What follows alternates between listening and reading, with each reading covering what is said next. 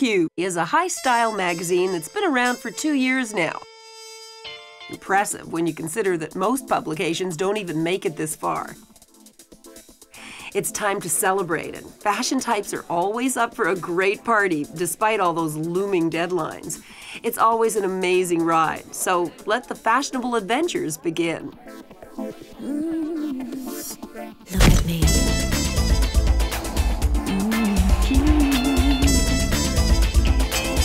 Watch me. My eyes on the runway.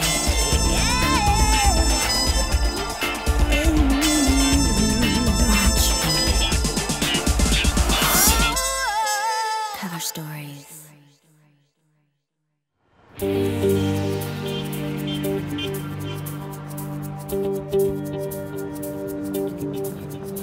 One day, I met this guy, Michael King, who I'd heard about. He had an entertainment magazine at the time that, of course, he owned with Jeffrey Daw and his amazing business partner. He said, we're doing a style issue of our entertainment magazine, and we'd like you to guest edit it. I thought, wow, what a challenge. Okay, that sounds great. So I did that for them, and that worked out very well. And the next thing I knew, they said, okay, and now we're starting a fashion magazine, and we'd like you to work on that. And I said, okay, what would you like me to do? They said, well, what would you like to do? And I thought, well, I'd like to be the editor. Not really even maybe knowing what an editor-in-chief did, but that's how it started. And before I knew it, I was editor-in-chief of FQ. You have to publish magazines that you think make sense and that the market is ready for. Jeannie had been working with us through our entertainment magazine as a fashion editor. And through that, Michael thought, why don't we get Jeannie involved with our company in a bigger way, and why don't we publish our own fashion publication? Larger than life images, snappy editorial, different from everything else that's in the marketplace. So that was the essence of the origins of the start of FQ.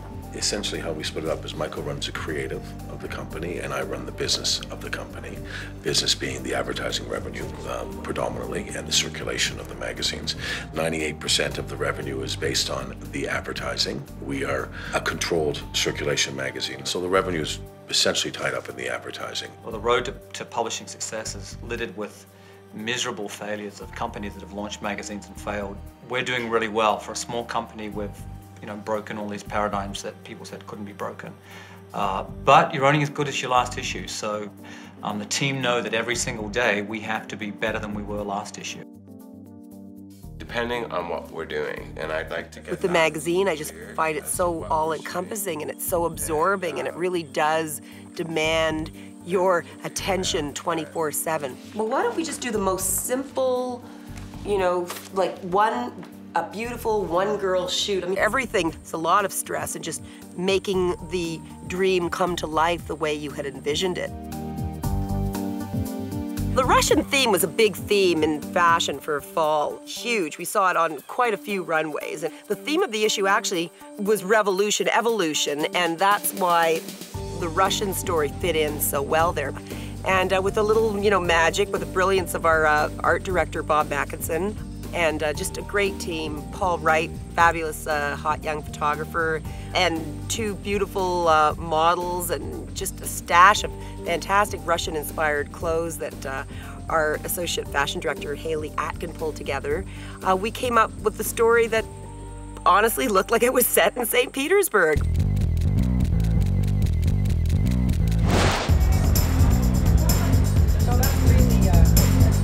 Obviously the clothes were coming down the runway and Jeannie saw that and she's reporting back to us that there's this huge Russian thing happening.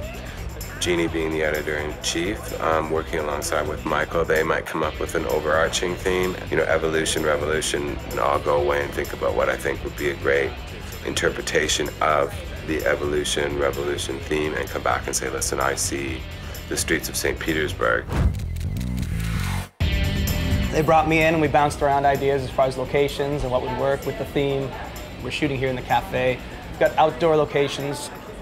The art direction's good and the casting's fantastic and the clothes are great. Once all those things are in place, it's a treat. It's not even work, it's fun.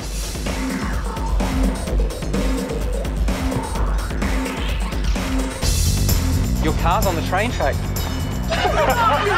I was not that stupid! You're the Nikki in Paris, so We can cover up the little our pin set. if we see it, right? A little slow. Getting in all the clothes is really the most stressful when you're styling a shoot, because not only is it coming all the way from New York or Paris, wherever they're coming from, but you have like every magazine in the entire world fighting for like 2 samples. So when you really have your mind set on this one jacket, most times you don't get it. And that can become very stressful, especially when certain people in the magazine want you to get it. keep it really light, bright eyes, super positive. That's better. Here we go.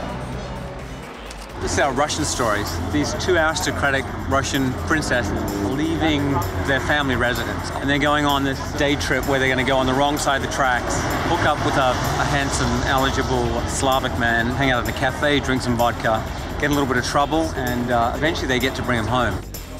The photographer's obviously seeing what the way they want it, and you're trying to get it the way you want it, and then you've got an editor thinking the shoe's not right, so you're constantly battling all of that.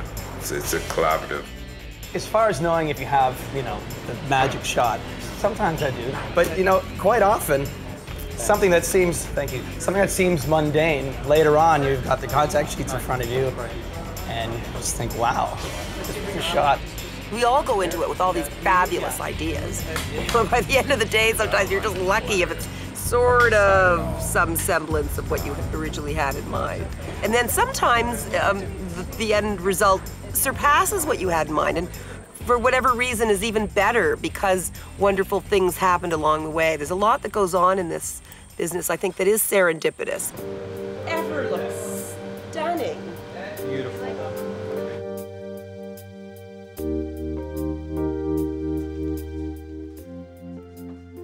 Everything's good. Yeah, everything's great. It's all coming together. I'm going over to the studio in about an hour. It's our 2nd anniversary, so we publish tomorrow. We have 50 things to do today, a dinner, a party, and then our own party.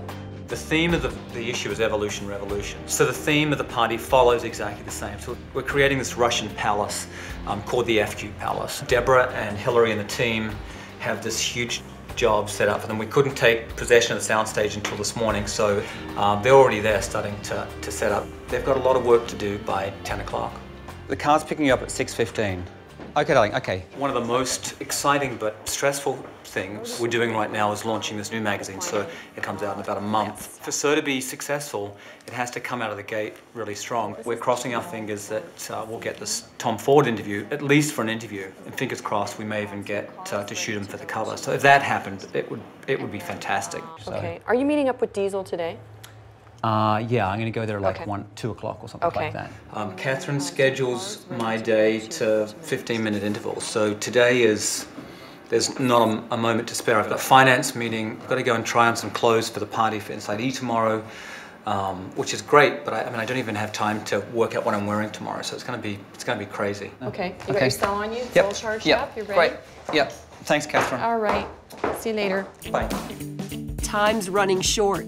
With the party only mere hours away, and with New York Fashion Week approaching, and with the launch of our new men's magazine, stress levels are rising. I didn't have a seamstress in there, so. Cover stories.